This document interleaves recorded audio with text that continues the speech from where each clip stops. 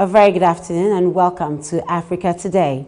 I am Peace Ogenigbawe. First, let's talk the headlines. On the headlines, Tinubu tells Nigerians to be brother's keeper. Chad's new constitution passes with 86% of vote. Moroccans wave Palestinian flags at a demonstration in support of Gaza. And on sport, CAF announces 2025 AFCON qualifier kickoff date. Now the news in detail. Nigeria's President Bola Ahmed Tinubu has reminded Nigerians that it is a period for people to look out for one another as Christians all over the world commemorate the birth of Jesus Christ. Tinubu also said he was aware that the necessary reforms his administration was implementing to achieve a more prosperous and peaceful nation for all have imposed unique sacrifices.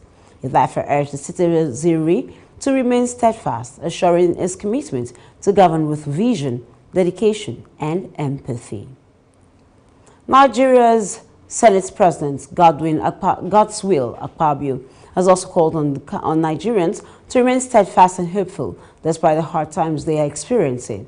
According to Akpabio, Christmas calls for reflection on the teachings of Jesus Christ, which were anchored on love for neighbor, peaceful coexistence, and loyalty to constituted authorities. Akpabio, who advised Nigerians not to give up on their leaders, particularly the current government of President Bola Tinubu, said he is confident with Nigerians' prayers and support that the current administration will wipe away tears in no distant time. The National Drug Law Enforcement Agency, NDLEA, has intercepted 6,500,225 milligrams of tramadol pills coming from Hamburg, Germany, through the international airport, Ikeja, Lagos. The agency made this known in a statement signed by its Director, Media and Advocacy, Femi Babafemi, on Sunday in Abuja. Also, operatives of the Lagos commander of the agency said that on Wednesday, December 20, it conducted a search operation on two shops at Trade Fair Complex in Ojo area of Lagos State, where 258 cartons of codeine-based cough syrup and 8 cartons of codeine tablets were recovered. While commending the efforts of the officers and men of the agency across the country, especially states with seizures, Chairman and Chief Executive Officer of NDLEA, Mohammed Buba Marwa, urged them and their compatriots across the country to remain vigilant and get ready for the next phase of operations in the new year. This is Africa Today on Hills TV. When the news returns, news from other parts of West Africa. Do stay with us.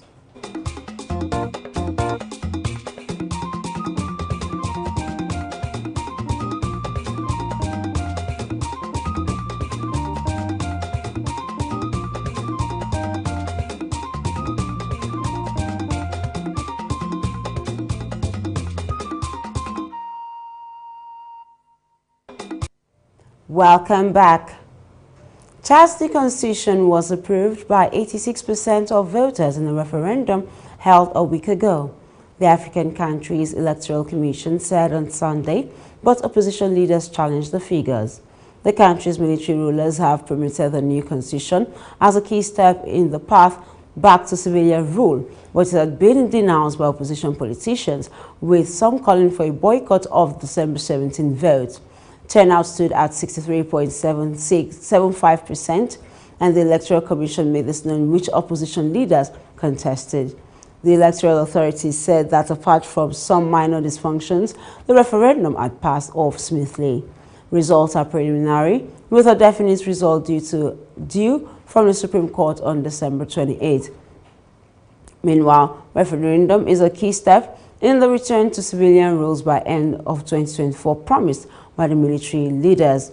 But many opposition leaders say it is just a show to prepare the way for the eventual election of military leader General Muhammad Idris Debny Itno, who was in power in 2021 following the death of his father, who himself took power in a coup 33 years ago. The New Patriotic Party and NPP of Ghana parliamentary primaries is witnessing some major changes as some seasoned incumbents have announced their decision not to seek re-election.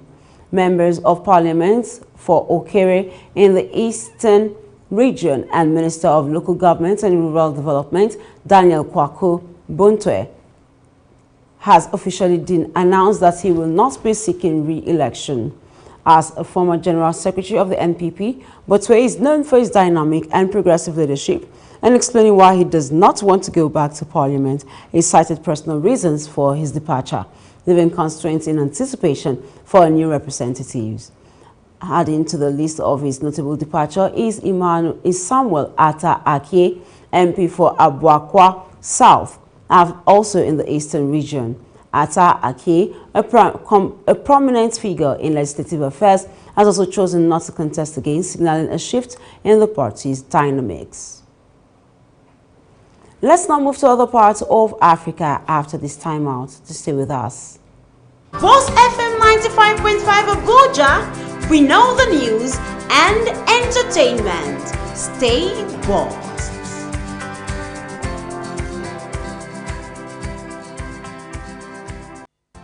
We are spreading wider than you can ever imagine. You can now listen to us on Radio Garden and online radio box at BossFM 95.5 or our online stream platform at www.bossfm.ng. BossFM 95.5 Abuja, we know the news and entertainment. Stay bossed. Welcome. The Archbishop of Kinshasa on Sunday called for restraint in his Christmas Mass Sunday evening, following what he described as the gigantic organized disorder of last week's general election. Massive delays and bureaucratic chaos marred Wednesday's election to choose the president, lawmakers for national and provincial assemblies, as well as local council.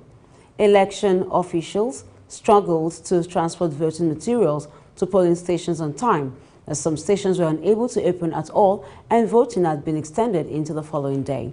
Around 44 million people in the North nation of 100 million were registered to vote, with more than 100,000 candidates running for various positions.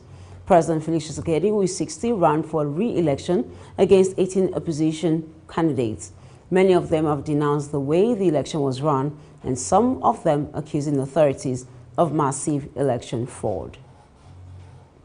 Meanwhile, in Morocco, more than 10,000 demonstrators marched in Rabat on Sunday in solidarity with Palestinians in the Gaza Strip, denouncing a war of extermination and the normalization of relations between Morocco and Israel, called by a motley crew of supporters of the Palestinian cause, including left-wing group and militants from the Islamic Justice and Charity Movement.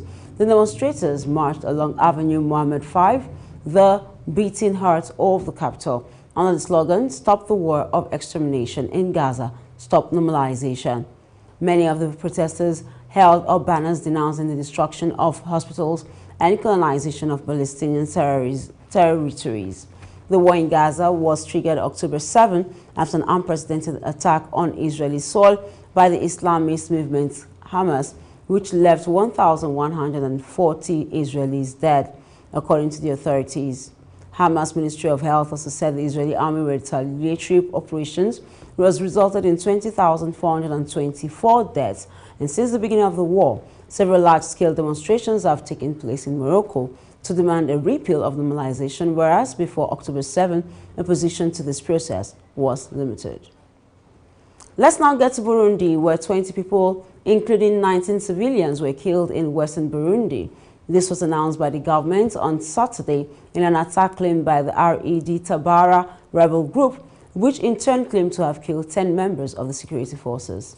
The attack was carried out on Friday evening in the local of Vugizo, where some 20 kilometers from the economic capital, Bujumbura, and bordering the Democratic Republic of Congo, the country where the rare base of Red Tabara movement, which are the resistance for the rule of law in Burundi, the main armed group fighting the regime led by Evariste Ndayishimiye, is located.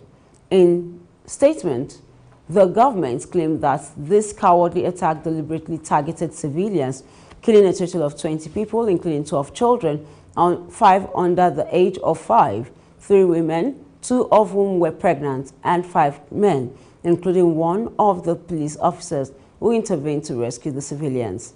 9 others were injured and hospitalized, and the government added condemning a despicable and barbaric terrorist act. The terrorist group claimed that its fighters based in Burundi attacked the Vugisu border post and asserted that 9 soldiers and 1 policeman were killed in a message on their X platform. Up next on Africa Today is Business News. So stay with us.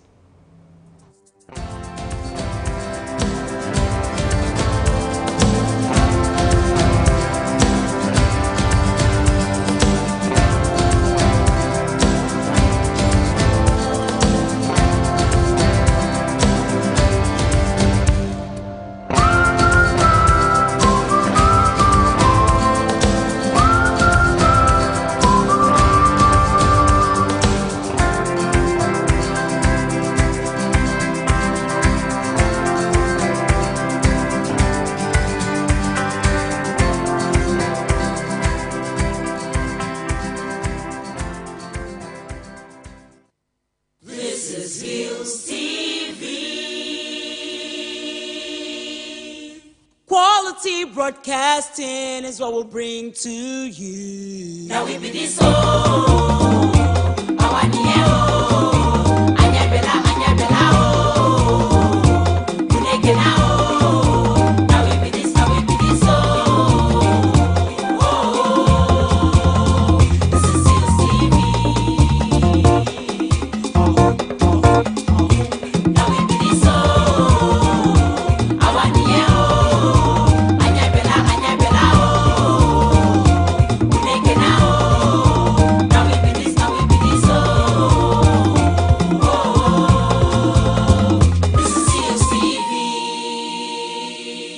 HillsTV Poker.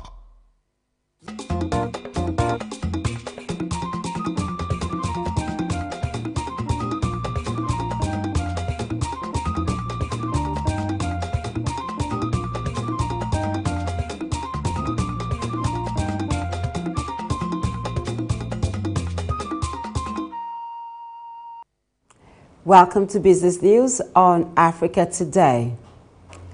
The federal government has budgeted 4.1 billion naira through the Ministry of Housing and Urban Development in the 2024 budget to upgrade slums in the country. This should be done in 24 locations across 18 states, and the project will see the government providing the selected slums water supply, solar street lights, rehabilitation of access roads, construction of drainages and waste management, as well as sanitation services. Recall that the Minister of Housing and Rural Development, Ahmed Dangiwa, last month at the 12th meeting of the National Council on Lands, Housing and Urban Development, promised to rewrite the story of housing and urban development in the country by preventing the proliferation of slums. Urban renewal and slums upgrading involve the provision of solar street lights and will be implemented in Imo, Edo, Ogun, Ekiti, Yobe, Katsina, Ondo, and the FCT. Meanwhile, the ministry has provisioned the sum of 18.19 billion naira for the construction of 20,000 units under the Renewed Hope Agenda Housing Scheme and 200 million for the National Social Housing Fund to implement various housing initiatives aimed at reducing the number of homeless persons. Nigeria has lost 289.6 billion naira crude oil revenue in November 2023, following a plunge in the country's oil output last month when compared to what it pumped in the preceding month of October 2023. According to an analysis of the country's latest crude oil production, Nigeria produced 41 1,867,775 barrels of crude oil, excluding condensate, in October. However, this plunged to 37,508,971 barrels in November, representing a decline of 4,358,804 barrels when matched against what the country produced in October.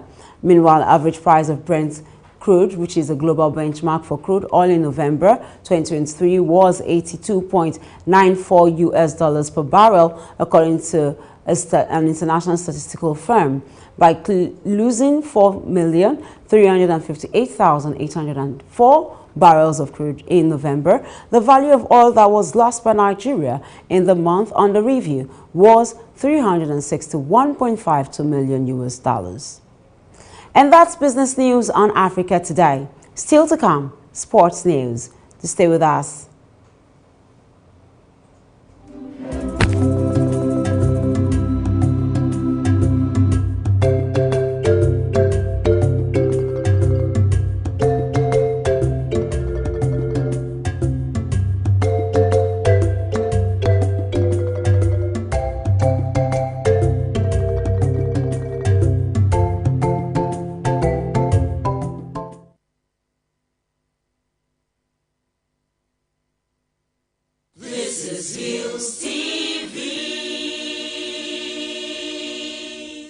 Quality broadcasting is what we'll bring to you. Now we be this oh, our anyabela oh, unekena oh. Now we be this oh, this is HillsTV. Now we be this oh, our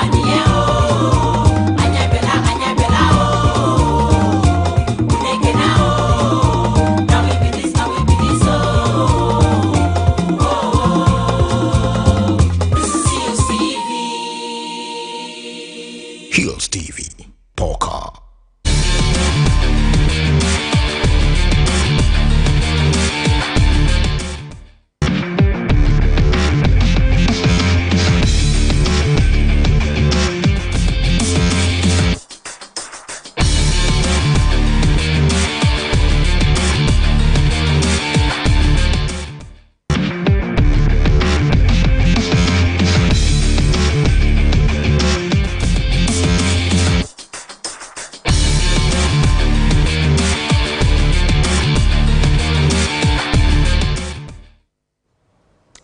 Merry Christmas. Good afternoon and welcome to Sports News on Africa Today. I am Klachi Fwa. The African Soccer Ruling Body has announced the kickoff date for the qualifiers of the 2025 edition, with the 2023 African Cup of Nations yet to kick off. The 2023 edition of the competition is expected to run from January 13 to February 11, 2024 in Ivory Coast.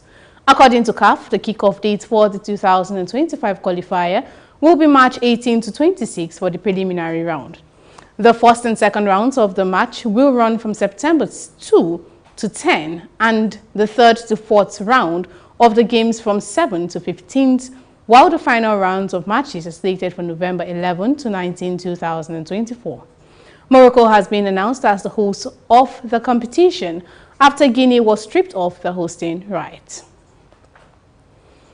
Still on AFCON, Nigeria will play 2 friendly matches against Burkina Faso and Cape Verde in January ahead of the 2023 AFCON, which holds from January 13 to February 11 in Ivory Coast. The Super Eagles are hoping to win a 4th AFCON title next year and are in Group A alongside host Ivory Coast, Equatorial Guinea and Guinea-Bissau.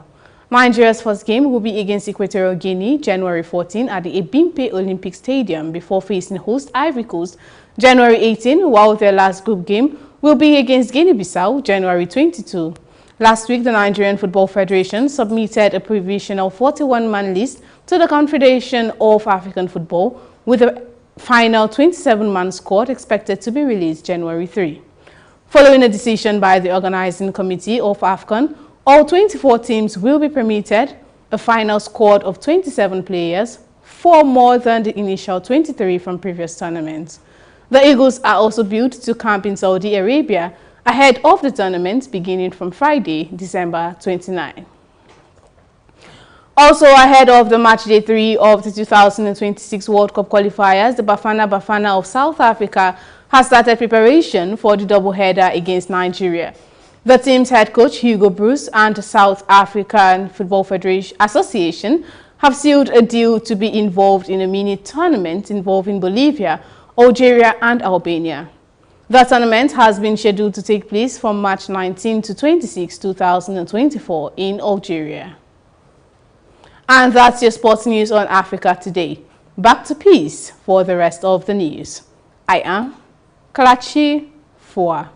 Thank you for listening and compliments of the season.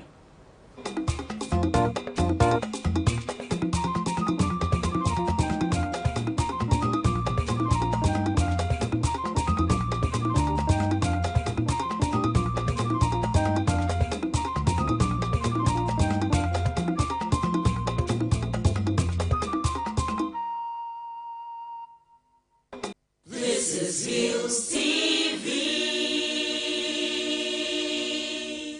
Quality broadcasting is what we'll bring to you. Now we be this oh,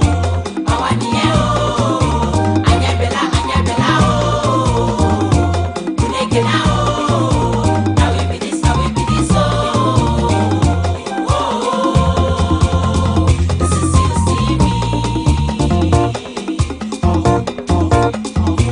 Now we be this oh, anyabela oh, kunekela oh. Now we be this oh, this is HillsTV. HillsTV Podcast. You're welcome back. Senegalese Navy has seized 690 kilograms of cocaine being transported to Europe in an ultra-fast go-fast boat and arrested the 5 Spaniards on board. The Army made this announcement in a statement on Sunday. The deep-sea patrol boat intercepted the boat on Friday, 220 kilometers off the coast of Senegal, and the patrol boat had to use verbal warnings and later warning shots to stop the boat, which had released its cargo before the intervention. 960 kilograms of cocaine were recovered, and according to the statement, on November 28 and December 16, the Senegalese army had announced seizures at sea of almost 3 tons of cocaine on each occasion. More than 800 kilograms of cocaine were also seized in January from a vessel off Dakar by the Senegalese Navy. Long considered a simple transit zone for drugs produced in Latin America en route to Europe, West and Central Africa has also become a region of heavy consumption, according to the United Nations Office of Drugs and Crimes. And that's Africa Today. But before we go, a quick look at the headlines once again. We told you that Tinubu has told Nigerians to be their brother's keeper. In Chad, there's the new constitution and it has passed 86% of vote. From Morocco, wave of Palestinian flags as the demonstration was held to support Gaza. And on sport, CAF has announced 2025 AFCON qualifier kickoff date.